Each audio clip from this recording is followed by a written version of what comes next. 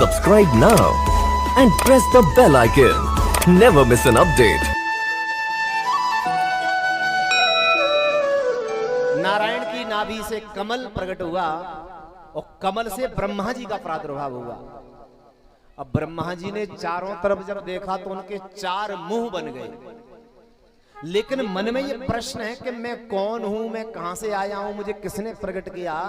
तो खोजने के लिए उस कमल की जो डंडी थी उसी में नीचे उतरते चले गए और कई वर्षों तक जब उतरते गए कुछ पता नहीं चला। तो ब्रह्मा जी सोचने लगे कहीं इतना नीचे न उतर जाऊं तो ऊपर चढ़ ही नहीं पाऊं फिर। तो लौट आए, लौट करके कमल पे बैठ गए। अब बैठ करके ध्यान करने लगे मुझे किसने प्रकट किया है, मुझे किसने बनाया है।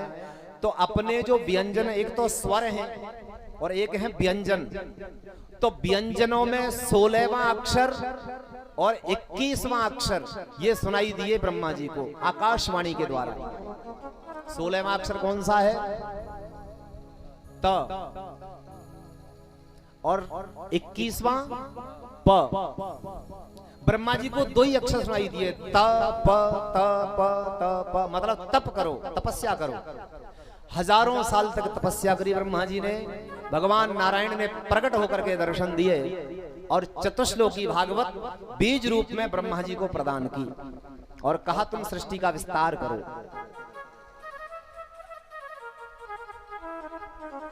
सुखदेव स्वामी कहते हैं परीक्षित, ब्रह्मा जी ने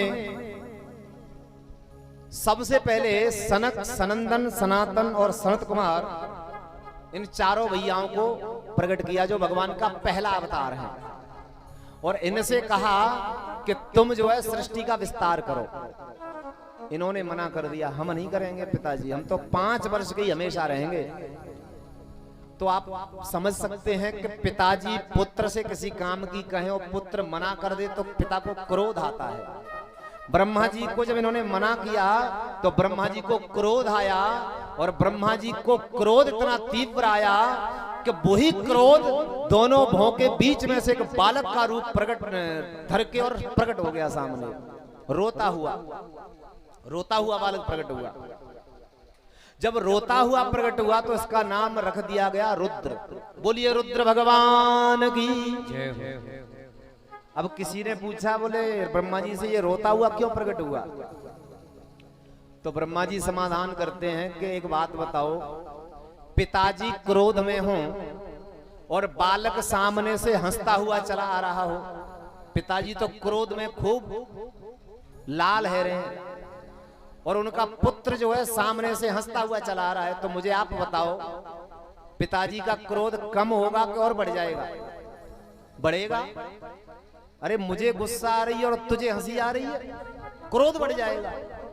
अगर पिताजी क्रोध में हैं और बालक सामने से रोता हुआ आ रहा है तो पिताजी अपने आप न्यूटन हो जाएंगे, क्रोध अपने आप शांत हो जाएगा। बालक रोता हुआ आ रहा है तो इसीलिए ये रुद्र रोते हुए प्रकट हुए, क्योंकि पिताजी क्रोध में हैं और मैं रोता हुआ जाऊंगा तो ये शांत हो जाएंगे।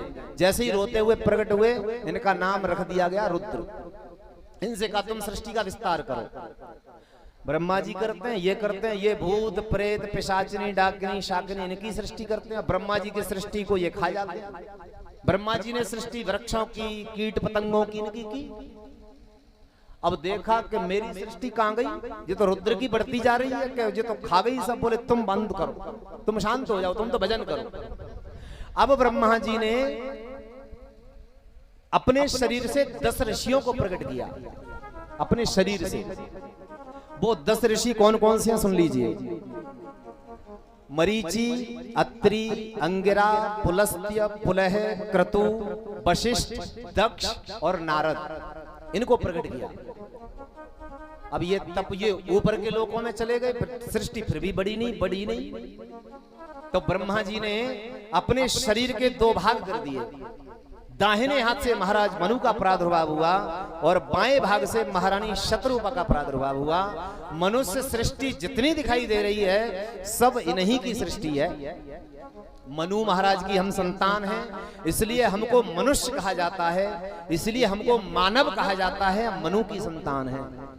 और जो अपने आप को मनु की संतान नहीं मानते वो खुद हिसाब किताब लगाए वे कौन की संतान है। हम सब मनु के पुत्र हैं। स्वयंभू मनु अरुषत रूपा, इनसे भई नर सृष्टि अनूपा। नर सृष्टि जितनी भी है वो सब महाराज मनु और शत्रुपा की संतान है।